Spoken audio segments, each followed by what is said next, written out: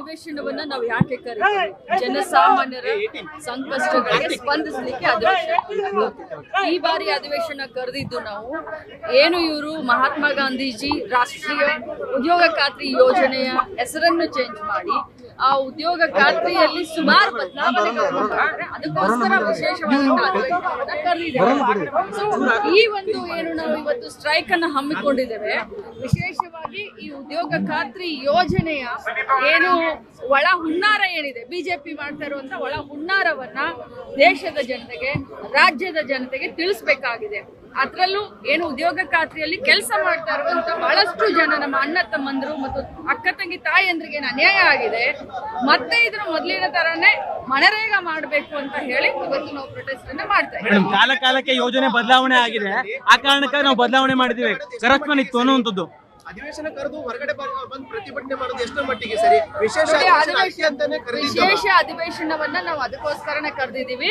ಇನ್ನೂ ಕೂಡ ಬೆಲ್ ಆಗಿರ್ಲಿಲ್ಲ. ನಾವೀಗ ಅಲ್ಲಿನ ಅಧಿವೇಶನಕ್ಕೆ ಹೋಗಿದ್ವಿ, ಬೆಲ್ ಆಗಿರ್ಲಿಲ್ಲ. ಒಂದು 5 ನಿಮಿಷ ಬಂದು ಈ ಅಧಿವೇಶನದಲ್ಲಿ ಭಾಗವಹಿಸಿ ಯಾರೇ ಮಂತ್ರಿಗಳಿರ್ಲಿ, ಯಾರೇ MLAಗಳಿರ್ಲಿ, ನಾವು ಮತ್ತೆ ಮಾನ್ಯ ಮುಖ್ಯಮಂತ್ರಿಗಳು ಮತ್ತು ಮಾನ್ಯ ಉಪಮುಖ್ಯಮಂತ್ರಿಗಳು ನಮಗೆ ಅಧಿವೇಶನದಲ್ಲಿ ಪಾಲ್ಗೊಳ್ಬೇಕು ಅಂತ ಹೇಳೋದಕ್ಕೆ ಒಂದು ಅರ್ಧ ಗಂಟೆ ನಾವು ಇಲ್ಲಿ ಇಟ್ಬಿಟ್ಟು ನಾವು ಮತ್ತೆ ವಾಪಸ್ಸು ನಾವು ಅಸೆಂಬ್ಲಿಗೆ ಹೋಗ್ತೀವಿ. ಆದ್ರೆ ತಾವು ಕೇಳ್ತಾ ಇದ್ದೀರಾ ಈ ಒಂದು ಏನು ಭ್ರಷ್ಟಾಚಾರದ ಬಗ್ಗೆ ತಾವು ಕೇಳ್ತಾ ಇದ್ದೀರಾ. ನನಗೆ ಈ ಕ್ವಶನ್ಗೆ ಉತ್ತರ ಹೇಳಲಿಕ್ಕೆ ಒಂಥರ ನಗು ಬರ್ತಾ ಇದೆ. ಯಾಕೆ ಅಂತಂದ್ರೆ ಈ ಮನ್ರೇಗಾದಲ್ಲಿ ಭ್ರಷ್ಟಾಚಾರ ಆಗಿದ್ದೇ ಆಗಿದ್ರೆ ಅದನ್ನ ಅವ್ರಿಗೆ ತಿಳಿದುಕೊಳ್ಳಕ್ಕೆ 11 ವರ್ಷ ಬೇಕಾಯ್ತಾ? ಬಿಜೆಪಿ ಅವರಿಗೆ 11 ವರ್ಷ ಬೇಕಾಯ್ತಾ ಮನ್ರೇಗಾದಲ್ಲಿ ಭ್ರಷ್ಟಾಚಾರ ನಡೆದಿದ್ದು ತಿಳಿದುಕೊಳ್ಳಿಕ್ಕೆ? ಇದು ಸುಮ್ಮನೆ ಜನರ ದಿಕ್ಕನ್ನ ಭಾವನೆಯನ್ನ ಬದಲಿಸ್ಲಿಕ್ಕೆ ಭ್ರಷ್ಟಾಚಾರದ ಒಂದು ಹೆಸರನ್ನ ಹೇಳ್ತಾ ಇದ್ದಾರೆ.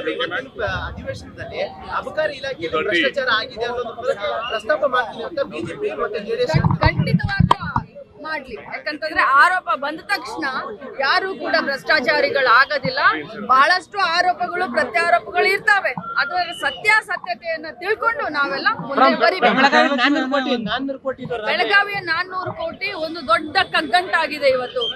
ಅವರು ನಮ್ಮ ಮೇಲೆ ಹಾಕೋದು, ಈ ಕಡೆಯಿಂದ ನಾವು ಒಂದ್ ಮಾತಾಡೋದು, ಕೂಲಂಕುಷವಾದಂತ ತನಿಖೆಯನ್ನ ಕರ್ನಾಟಕ ರಾಜ್ಯ ಪೊಲೀಸರು ಮಾಡ್ತಾ ಇದ್ದಾರೆ. ಇದು ಒಂದು ಗಡಿ ಭಾಗದಲ್ಲಿ ಸಿಕ್ಕಂತದ್ದು. ಯಾಕಂತಂದ್ರೆ 3 ಗಡಿಗಳು ಬರ್ತವೆ, ಮಹಾರಾಷ್ಟ್ರ, ಗೋವಾ ಮತ್ತು ಕರ್ನಾಟಕ. ಸೊ ಕೂಲಂಕುಷವಾಗಿ ತನಿಖೆ ಆದ್ಮೇಲೆ ಖಂಡಿತವಾಗ್ಲೂ ಹೇಳ್ತೀವಿ.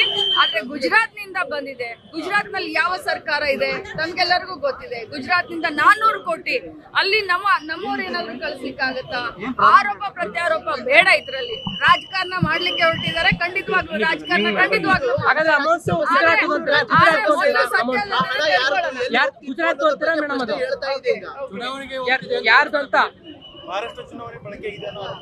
ಅದು ಯಾರ ಅಂತೆ ಬೇಡ ರೀ. ಪಕ್ಕ ಸಬೂತ್ ಏನಾದ್ರು ಇದೆಯಾ? ಈಗ ಅವರು ನಮ್ಮಲ್ಲಿ ಮಹಾರಾಷ್ಟ್ರ ಪೊಲೀಸರು ಬೆಳಗಾವಿ ಪೊಲೀಸರಿಗೆ ಪತ್ರವನ್ನ ಬರೆದು ಸಹಾಯವನ್ನ ಕೇಳಿದ್ರು. ನಾವು ಮಾಡ್ಲಿಕ್ಕೆ ತಯಾರಿದ್ದೀವಿ. ಆದ್ರೆ ಮುಂದೆ ಬರ್ತಾ ಇಲ್ಲ. ನೋಡೋಣ. ಮೊದಲು ಈಗ 2 ತಿಂಗಳ ಹಣ ಬಿಡುಗಡೆ ಮಾಡ್ತಾ ಇದ್ದೀವಿ. ನೀವು ಸಣ್ಣ ಆಗ್ಬೇಕಲ್ವಾ? ಅದು ಒಂದು ಉತ್ತಮ ಆಹಾರದಿಂದ ಸಣ್ಣ ಆಗ್ಬೇಕಲ್ವಾ? ಪ್ರತಿದಿನ ನಮ್ಮ ಜೀನಿ ಸ್ಲಿಮ್ ನ ಯೂಸ್ ಮಾಡಿ ಯಾವುದೇ ಸೈಡ್ ಎಫೆಕ್ಟ್ ಇಲ್ದಂಗೆ ನೀವು ಸಣ್ಣ ಆಗ್ತೀರಾ.